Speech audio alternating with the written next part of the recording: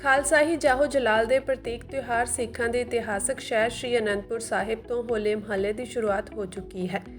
ਅੱਜ ਸ਼੍ਰੀ ਅਨੰਦਪੁਰ ਸਾਹਿਬ ਦੇ ਕਿਲ੍ਹਾ ਆਨੰਦਗੜ੍ਹ ਸਾਹਿਬ ਤੋਂ ਰਸਮੀ ਤੌਰ ਤੇ ਪੰਜ ਪੁਰਾਤਨ ਨਗਾਰਿਆਂ ਦੀ ਚੋਟ ਜੈਕਾਰਿਆਂ ਦੀ ਗੂੰਜ ਨਾਲ ਰਸਮੀ ਤੌਰ ਤੇ ਸ਼ੁਰੂਆਤ ਹੋ ਗਈ ਹੈ, ਜੋ ਕਿ ਹਰ ਸਾਲ ਹੋਲੇ ਮਹੱਲੇ ਦੇ ਪਹਿਲੇ ਪੜਾਅ ਸ਼੍ਰੀ ਕੀਰਤਪੁਰ ਸਾਹਿਬ ਦੀ ਆਰੰਭਤਾ ਤੋਂ ਇੱਕ ਰਾਤ ਪਹਿਲਾਂ 12 ਵਜੇ ਪੁਰਾਤਨ ਸੰਪਰਦਾਵਾਂ ਵੱਲੋਂ ਸਮੁੱਚੇ ਤੌਰ ਤੇ ਆਰੰਭ ਕੀਤਾ ਜਾਂਦਾ ਹੈ। ਇਸ ਵਿੱਚ ਸ਼੍ਰੋਮਣੀ ਗੁਰਦੁਆਰਾ ਪ੍ਰਬੰਧਕ ਕਮੇਟੀ ਦੇ ਪ੍ਰਧਾਨ ਹਰਜਿੰਦਰ ਸਿੰਘ ਧਾਮੀ, ਤਖਤ ਸ਼੍ਰੀ ਕੇਸਗੜ੍ਹ ਸਾਹਿਬ ਦੇ ਜਥੇਦਾਰ ਗਿਆਨੀ ਸੁਲਤਾਨ ਸਿੰਘ ਤੇ ਸ਼੍ਰੋਮਣੀ ਗੁਰਦੁਆਰਾ ਪ੍ਰਬੰਧਕ ਕਮੇਟੀ ਦੇ ਮੈਂਬਰ ਭਾਈ ਅਮਰਜੀਤ ਸਿੰਘ ਚਾਵਲਾ, ਦਲਜੀਤ ਸਿੰਘ ਭਿੰਡਰ, ਕਾਰ ਸੇਵਾ ਆਨੰਦਗੜ੍ਹ ਸਾਹਿਬ ਦੇ ਬਾਬਾ ਸਤਨਾਮ ਸਿੰਘ ਸ਼ਹੀਦੀ ਬਾਗ ਸ਼੍ਰੀ ਅਨੰਦਪੁਰ ਸਾਹਿਬ ਵਾਲੇ ਬਾਬਾ ਗੁਰਦੇਵ ਸਿੰਘ ਤੋਂ ਇਲਾਵਾ ਹੋਰ ਕਈ ਸੰਪਰਦਾਵਾਂ ਦੇ ਮੁਖੀ ਅਤੇ ਸੰਗਤਾਂ ਹਾਜ਼ਰ ਸਨ। ਧੰਨ ਧੰਨ ਸਾਹਿਬ ਸ੍ਰੀ ਗੁਰੂ ਤੇਗ ਬਹਾਦਰ ਪਾਤਸ਼ਾਹ ਦੀ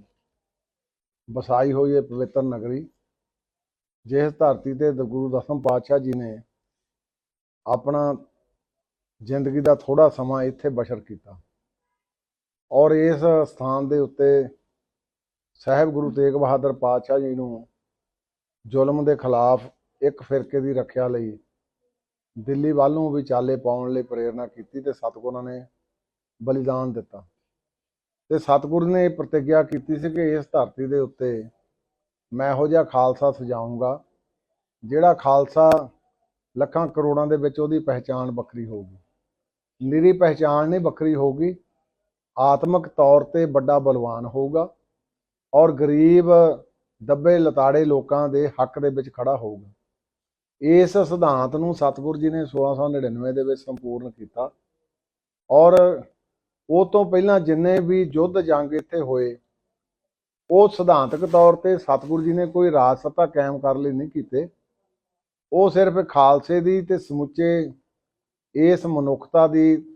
ਜਿਹਨੂੰ ਆਪਾਂ ਰਿਲੀਜੀਅਸ ਸੋਵਰੈਂਟੀ ਕਹਿ ਦਿੰਦੇ ਆ, ਉਹਦੇ ਲਈ ਸਮਰਪਿਤ ਹੋ ਕੇ ਸਤਿਗੁਰਾਂ ਨੇ ਇਹ ਸਾਰੇ ਪਵਿੱਤਰ ਸਿਧਾਂਤ ਘੜੇ। ਸੋ ਇਸੇ ਧਰਤੀ ਦੇ ਉੱਤੇ ਸਤਿਗੁਰਾਂ ਨੇ ਫਿਰ ਖਾਲਸੇ ਨੂੰ ਜਾਹੋ ਜਲਾਲ ਤੇ ਇਹ ਜਾਹੋ ਜਲਾਲ ਦੇ ਨਾਲ ਇੱਕ ਪਰੰਪਰਾ ਹੋਲੇ ਮਹੱਲੇ ਦੀ ਵੀ ਸ਼ੁਰੂ ਕੀਤੀ ਔਰ ਇਸ ਹੋਲੇ ਮਹੱਲੇ ਦੀ ਇਸ ਪਵਿੱਤਰ ਪਰੰਪਰਾ ਨੂੰ ਖਾਲਸਾ ਪੰਥ ਅੱਜ ਵੀ ਨਿਰੰਤਰ ਉਸੇ ਢੰਗ ਨਾਲ ਮਨਾ ਰਿਹਾ ਜਿਸ ਢੰਗ ਦੇ ਨਾਲ ਗੁਰੂ ਦਸਮ ਪਾਤਸ਼ਾਹ ਨੇ ਇਹਦੀ ਸ਼ੁਰੂਆਤ ਕੀਤੀ ਸੀ। ਸੋ ਅੱਜ ਹੁਣ ਕਿਲ੍ਹਾ ਆਨੰਦਗੜ੍ਹ ਸਾਹਿਬ ਤੋਂ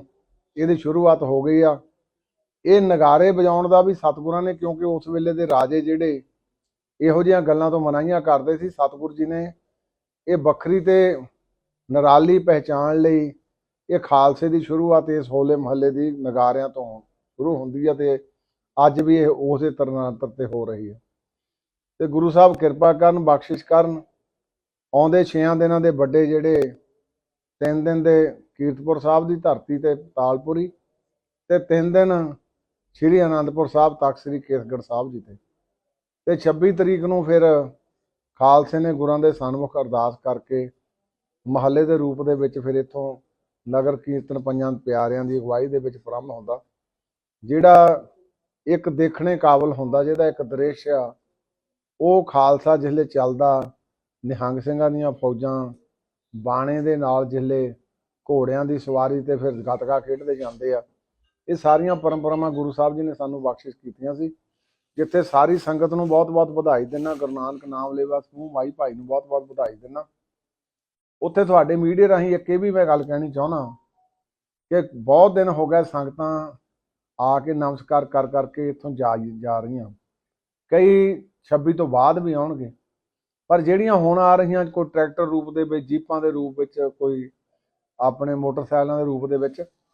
ਆਪਾਂ ਬੜੀ ਨਿਮਰਤਾ ਦੇ ਨਾਲ ਆਈਏ। ਕੋਈ ਜੇ ਕਿਸੇ ਨੇ ਕੋਈ ਡੈਕ ਲਾਇਆ, ਡੈਕ ਪਹਿਲੀ ਗੱਲ ਤਾਂ ਛੋਟਾ ਧੀਮੀ ਆਵਾਜ਼ ਤੇ ਚਲਾਈਏ ਤੇ ਦੂਆ ਉਹਦੇ ਉੱਤੇ ਕੋਈ ਇਹੋ ਜਿਹੇ ਲੱਚਰ ਜਿਹਾ ਗੀਤ ਨਾ ਚੱਲਣ। ਉੱਥੇ ਕੇਵਲ ਤਾਂ ਕੇਵਲ ਪਵਿੱਤਰ ਗੁਰਬਾਣੀ ਤੇ ਕੀਰਤਨ ਰੂਪੀ ਸਤਿਗੁਰੂ ਜੀ ਨੇ ਬੜੇ ਸਾਨੂੰ ਬਖਸ਼ਿਸ਼ ਕੀਤਾ। ਕੀਰਤਨ ਇੱਕ ਸਤਿਗੁਰੂ ਜੀ ਨੇ ਇਹ ਪਰੰਪਰਾ ਸਾਨੂੰ ਜਿਹੜੀ ਬਖਸ਼ਿਸ਼ ਕੀਤੀ ਪਵਿੱਤਰ ਗੁਰਬਾਣੀ ਦੀ, ਇਹੋ ਜਿਹੇ ਕਾਰਜ ਕਰੀਏ, ਨਾ ਕਿ ਕੋਈ ਐਵੇਂ ਬੋਲ ਕਬੋਲ ਕਰਨ ਦਾ ਕਿਸੇ ਨੂੰ ਯਤਨ ਕਰੀਏ। ਕਿਸੇ ਨੇ ਗੱਡੀ ਮੋਹਰੇ ਟਰੈਕਟਰ ਕੱਢ ਲਿਆ, ਕਿਸੇ ਨੇ ਪਿੱਛੇ ਕੱਢ ਲਿਆ। ਸੋ ਇਹਨਾਂ ਗੱਲਾਂ ਤੋਂ ਗੁਰੇਜ਼ ਕਰੀਏ। ਸੋ ਮੈਂ ਖਾਲਸੇ ਪੰਥ ਨੂੰ ਜਿੱਥੇ ਵਧਾਈ ਦਿੰਦਾ,